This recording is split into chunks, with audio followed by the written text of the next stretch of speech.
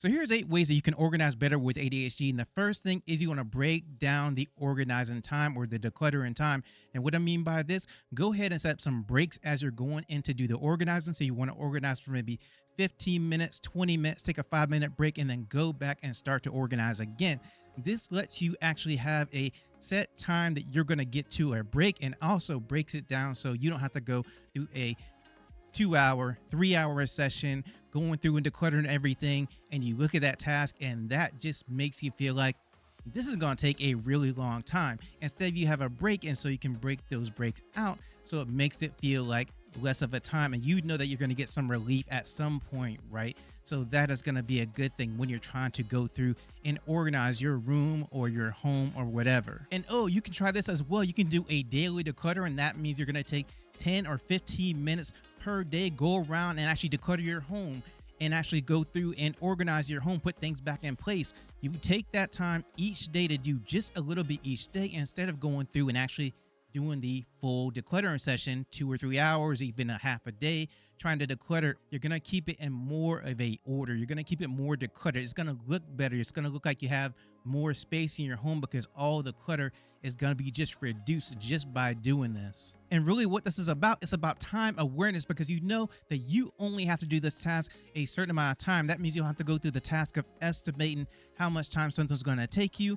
And when you do that, you're going to need some sort of timer. So make sure that you only do this for 15 minutes or 20 minutes, whatever, and then take that break, or you're done throughout the day. So you can get whatever kind of timer you want. Now, I like a visual timer. So I talk about this thing a lot. It's called a time timer. It's a visual representation of time.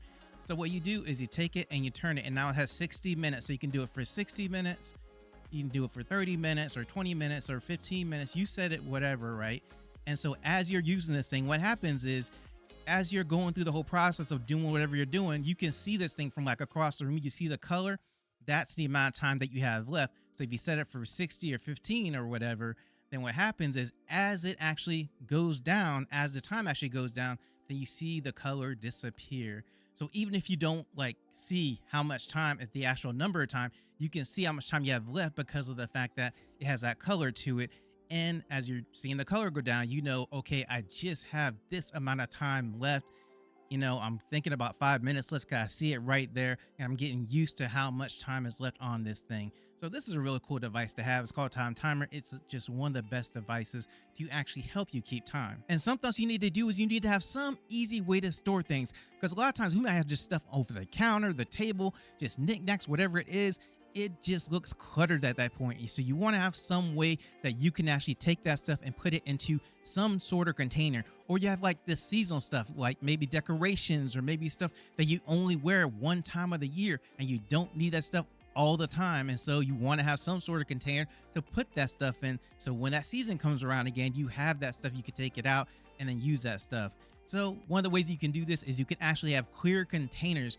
And this is really good because of the fact that have you ever like put something in like an opaque container you cannot see into, and then you're going through and looking through and trying to find everything in that container, trying to see and dig to see if you can find a thing that you want in that container?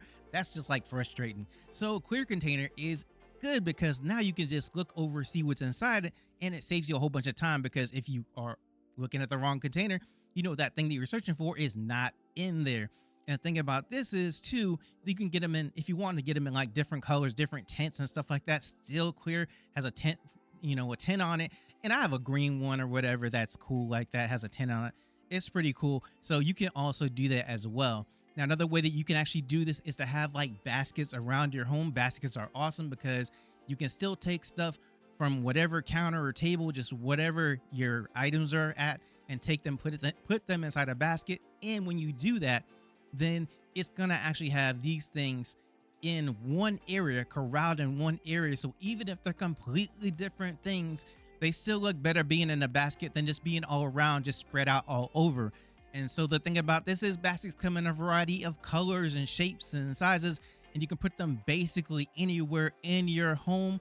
So that makes it really easy and versatile to actually use baskets wherever you actually need them. And something else that you need to do is to actually label as much as you can, label things, because of the fact that when you are dealing with ADHD, you are also dealing with a working memory issue, working memory deficit. And the way this works is when someone has give you one piece of information and then you try to remember that piece of information, and then someone gives you an additional piece of information and now you're trying to remember the additional piece of information as well as the other piece of information you got first. So for example, someone's give you a phone number and they give you the first 3 digits, and then they give you the last 4 digits of that phone number. If you have an area code, they give you that as well.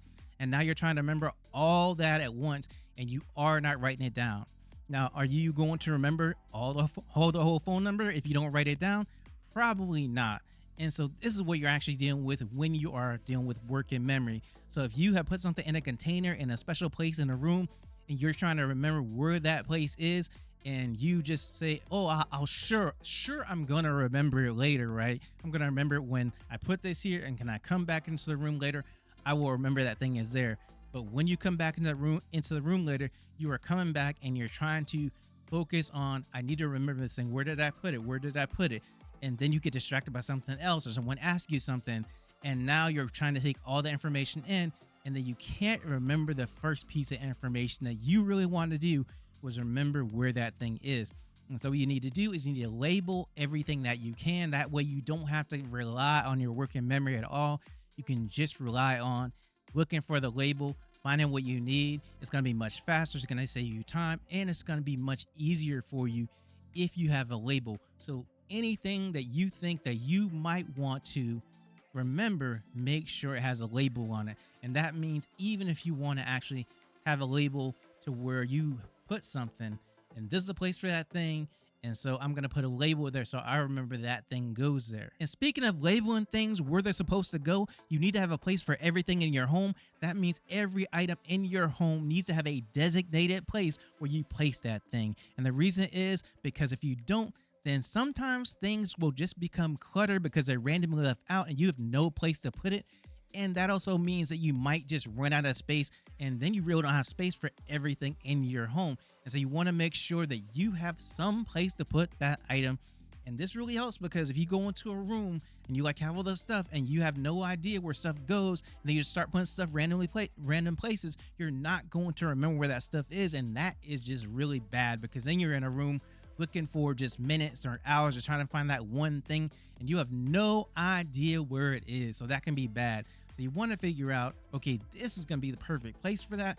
And this relates to that thing. So put that there as well too. And then of course, just label it to make sure that you remember where that thing is. And then you'll get used to where it's supposed to go. And that way, when you go through and when you find something in your home and you're like, okay, this is out of the place I normally put it, you go ahead and then take it back to that designated spot. Now, if you go through your whole home and realize I have no more little spots for things that I can put items, then you need to think about, okay, which items do I really want to keep? Do I have some sort of space in my home that this thing goes? And if not, okay, do I really need this item? Is it something that I thought was clutter before and I just had stuffed it somewhere? Or is it something I really need? I need to actually find a space for it. Then that's different. You actually try to find some place for it or create a space for it.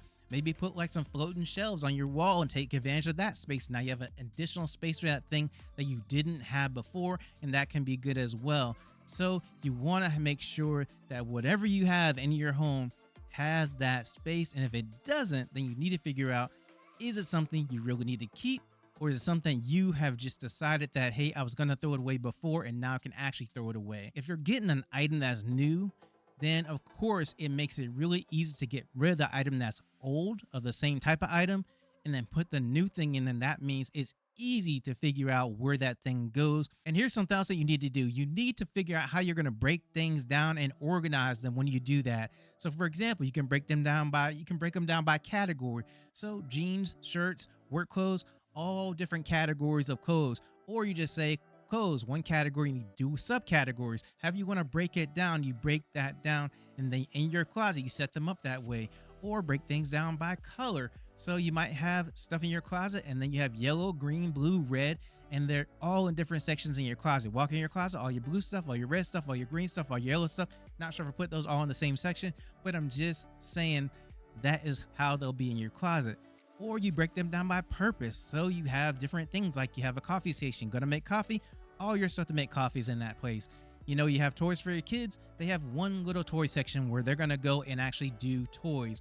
Or you have like a place that you always go to work out in your home, have all your workout stuff in that section as well. And so that way, when you need to work out, you go to that section to work out, and you don't have to figure out if your stuff is going to be there. And that's going to make it much easier to go and start that activity. So that makes it even better, because now not only have you broken that stuff down, but you're actually using other things to help you remember how you broke that stuff down as well. And so this is going to help you actually save you time and actually put it to where you know where stuff goes. So if you are going to figure out, where is this thing that I need, you can automatically say, okay, hey, this is my section for that thing, so I know it should be here somewhere.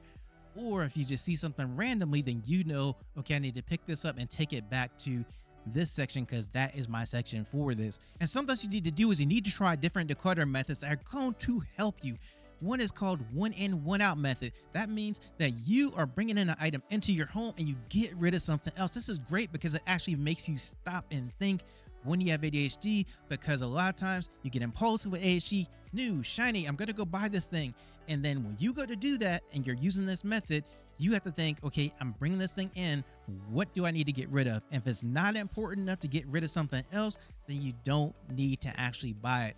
Something else is the 12-12-12 method, 12-12-12 method. And what that is, you actually throw away 12 items, you donate 12 items, and you put 12 items back in their place.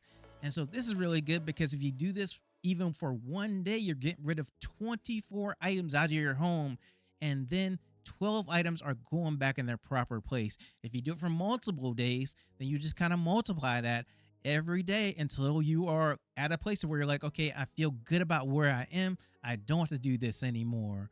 Or you do the 90-day thing. And the 90-day rule is, if you haven't used it in 90 days and don't plan to use it in the next 90 days, then you might want to think about getting rid of it. And this helps you to decide all those things that you're thinking about keeping, all those things that are just in case, all those old things you just found in your closet, like, oh, I didn't know I had this. Now you know that you have it. What are you going to do with it? Have you missed it? Are you going to use it? If not, then you might want to think about getting rid of it. And so these are all things that you can use to help you declutter your home and make your home more clutter-free and organize your home better. But you can try them all. You can try them all at once, or you can try them, well, don't try them all at once, but you can try them and just go through and find the ones that work for you. And especially with ADHD, you need something to help you. You need some different methods that are going to help you, that you feel comfortable with, that are going to be a great aid to you as you're going through and trying to figure out how to declutter and organize with ADHD. And something else you need to do is you need to figure out your communication system in your home. And what I mean by this, are you using sticky notes and stick them somewhere, and leaving sticky notes to yourself or leaving them to somebody else, so that when they come in and see that sticky note, they read it, they understand what you were trying to tell them, that you're going to be late or you need to go somewhere, or what you need in your home. Or use a dry erase board, and that way you go and you put everything in your dry erase board, and then somebody can actually come in and leave a message on the dry erase board. Or you're writing dry erase board, or you're writing on the dry erase board to have a message to yourself to remember an appointment or a grocery list or whatever it is. Or you have a command center where you have all the different things that you're going to need for the next day, or that your family needs for the next day. Everybody is at that command center. And again, using sticky notes, using a pegboard, put stuff on the pegboard, or have a dry erase calendar, dry erase board there, along with your chargers, along with your stuff that you need for the next day. And you have to figure out, is this going to be a good way to communicate back and forth for my family, for just myself? But try to figure out what's going to be the easiest way, the best way to actually be able to have messages to yourself, messages to someone else. Figure out where your appointments are, have some place to put your appointments, have some place to do your daily affirmations if you like to do that as well. And just figure out one system that works for you. You can also even get a dry erase task list or chore list. So that way you write down whatever your task list or chore list is. This is really cool. Then have a little button that you move to the side, and when that task is done, you see a green check mark, and if it's not done, you see a red X. And so really easy to go ahead and write everything in there that you need to do for the day, and then just check them off as you do them. This makes it really simple, easy, and as visual And those little things don't even cost that much. So it's something that is really good to actually use for ADHD for even yourself. Or if you have kids, this is great for kids as well too. And something else that you need to think about is how you're going to keep track of your essential stuff. One thing that you could do is you can get like a Bluetooth tag, which is generally a tile or some other Bluetooth tag that you can put on things. So that way, if you lose something, you go on your phone and you click it and it rings or it makes a noise or it vibrates, whatever it is, that's going to let you know where that thing is. And so with a tile, you can actually have it on your computer and locate it on your computer and figure out where it is that way. Even if you're far away from that thing, you can actually do that, which is really cool, I think. Or you can actually just make something really bright. You know, you have a phone, put a really bright case on it, have a keychain, put a really bright keychain thing on it. And that way, you know, okay, that's where my keys are, because you can see it because it's super bright, which is really helpful, right? Because you're looking through your room, everything else might be dark, but you can definitely see your keys or your phone or your wallet, whatever, if it's in a bright case or a bright color. Or you might have, again, your keys and phone in your wallet, and you put them in a container when you walk into the door, put them in a designated spot when you walk into the door. And then when you actually have to go somewhere, you know where that designated spot is. And in that spot, you put a basket or a pad or whatever that's going to designate that spot. And it's called a landing pad or a launch pad. It's a really cool method for ADHD. And I have a basket that I use for this. And that's really awesome because I just come and put my stuff in the basket. But it makes it easy to know where things are, makes it easy to know where things should be, and then where you should put them all the time when you come home from being out from wherever you're being out, coming in from. Anyway, work or when you're going to an appointment, come back. That is one of the things that you definitely need to figure out is how you're going to keep track of all your essential things, all the things that you absolutely need each and every day. And here's something else that you can watch that's going to help you. It's actually a video that I did about ADHD hacks that make your home ADHD friendly, and they are beginner hacks. So if you're a beginner in making your home ADHD friendly, this video is actually going to be for you. And if you are an individual that knows a friend with ADHD, this video will help you as well too. So it's going to come up on the screen. Go ahead and click that video and watch that video